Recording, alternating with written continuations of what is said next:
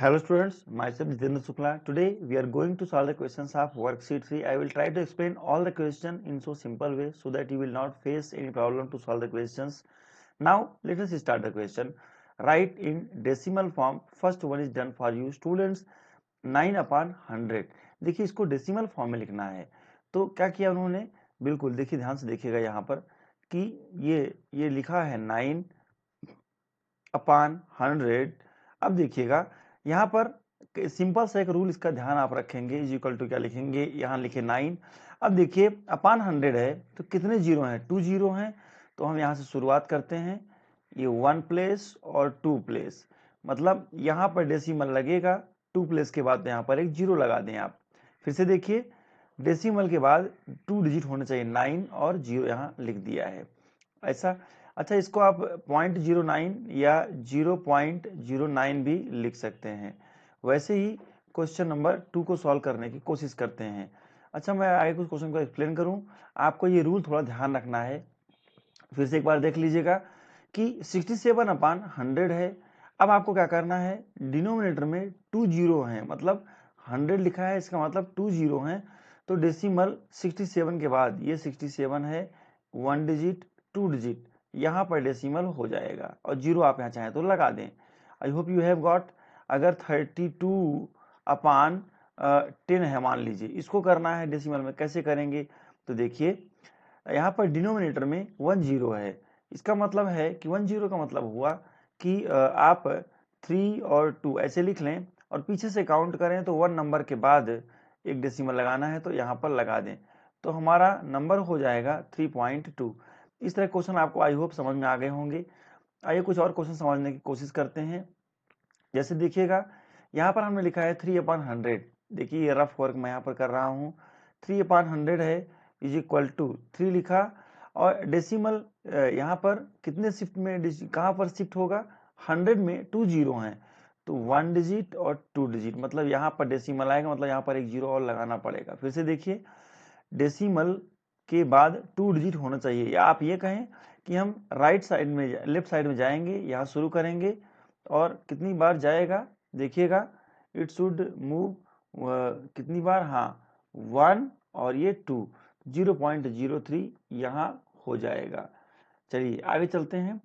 12/100 है तो देखिए क्या हो जाएगा, 0.12। क्यों भाई, क्योंकि डेसिमल अगर मैंने लिखा अपने यहाँ पर 12/100 तो क्या हो जाएगा, 12 लिखा आपने, 2 डिजिट हैं, जीरो के 2 डिजिट, 2 जीरोज हैं, तो डेसिमल 1 2 डिजिट यहाँ खिसक जाएगा, यहाँ डेसिमल लग जाएगा, तो आप इसको लिख सकते हैं 0.12 लिख सकते हैं। I hope you have got. ऐसे ही आप इन सब क्वेश्चंस को खुद से सॉल्व करने की कोशिश करिए, मैं इसका आंसर आपको दूंगा और फिर आप उससे अपना आंसर मैच करेंगे।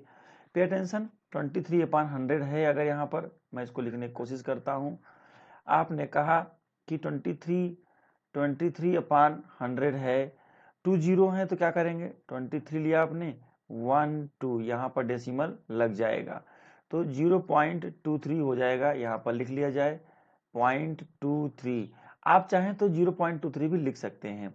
अगला क्वेश्चन है 178/100 है। अब देखिएगा ध्यान से, यहाँ क्या कर सकते हैं कि भले कितने भी डिजिट हो, पीछे से काउंट करते हैं और हम डेसिमल लगा देंगे। कैसे भाई, देखिएगा 1 2 प्लेस क्यों लिया मैंने, क्योंकि यहाँ पर 2 जीरो हैं, तो यहाँ पर डेसिमल लग जाएगा, तो 1.78 ऐसे इसका आंसर हो जाएगा।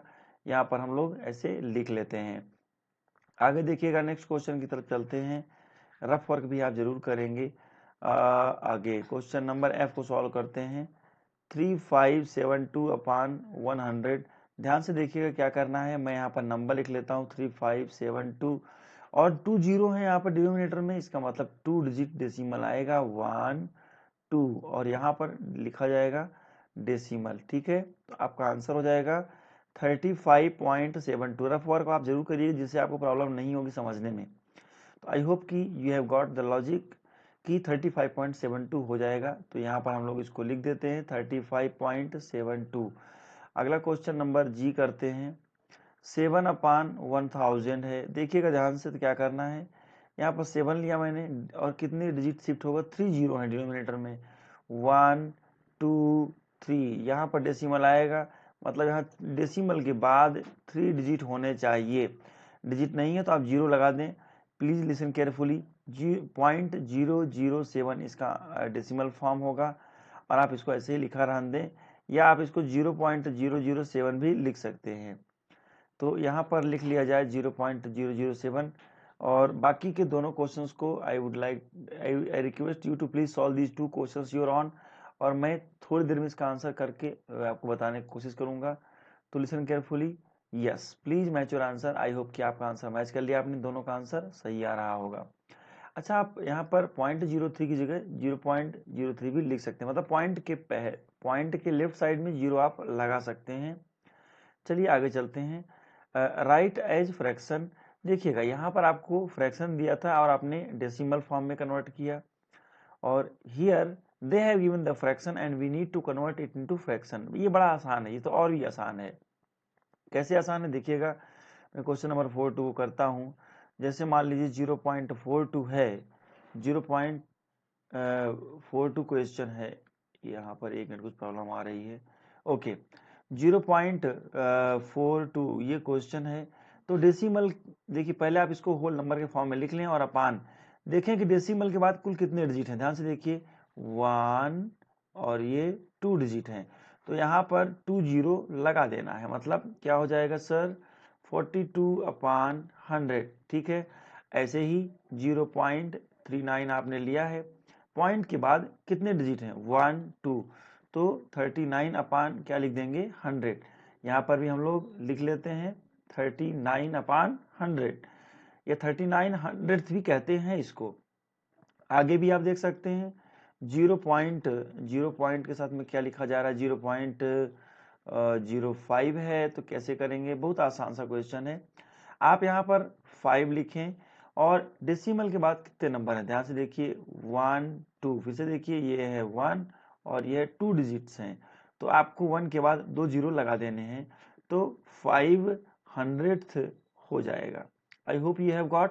चलिए आगे क्वेश्चंस खुद से सॉल्व करने की कोशिश करिए और अपने आंसर को थोड़ी देर बाद मेरे आंसर से मैच करेंगे। वीडियो को पॉज करिए और खुद से सारे क्वेश्चन को सॉल्व करिए।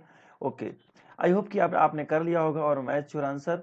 Yes, very okay. I hope you have matched your answer and your answer is correct. Thank you students for solving these questions. चलिए मिलते हैं अगले क्लास में with worksheet 4. Thank you once.